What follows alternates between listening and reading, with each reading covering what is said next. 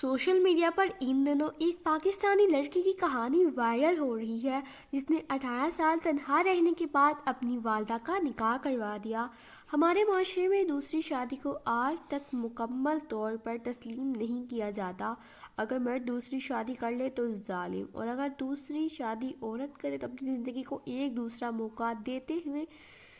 یہ معیوب سمجھا جاتا ہے۔ تاہم اکثر واقعات میں سنا جاتا ہے کہ اولاد اپنے باپ کی شادی کرواتی ہے، مگر نوجوان بیٹی نے زبردست اقدام کرتے ہوئے اپنی ماں کی شادی کروا دی۔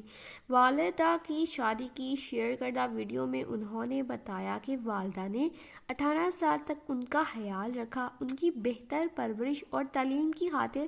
اپنی زندگی کو غیر اہم کیا، اور اب جب وہ ذمہ دار ہو چکے ہیں تو ان کی ذمہ داری بنتی ہے کہ وہ والدہ کو ان کی مرضی کی زندگی گزارنے کی اجازت دیں۔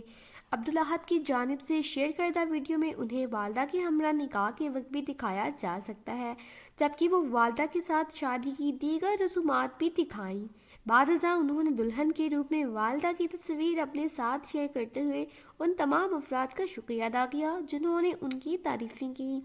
عبدالاحد نے والدہ کی شادی کروانے والے افراد کا شکریہ ادا کرتے ہوئے لکھا کہ انہیں یقین نہیں تھا کہ اتنے سارے لوگ ان کے فیصلے پر اچھا رد عمل دیں گے۔ اس سے قبل بھی سوشل میڈیا پر ایک ایسی خاتون کی دوسری شادی کے چرچے تھے جو کم عمری میں ہی سنگل مدر بن گئیں اور اپنے 2 بیٹوں کو اکیلے پال کر انہیں جوان کر دیا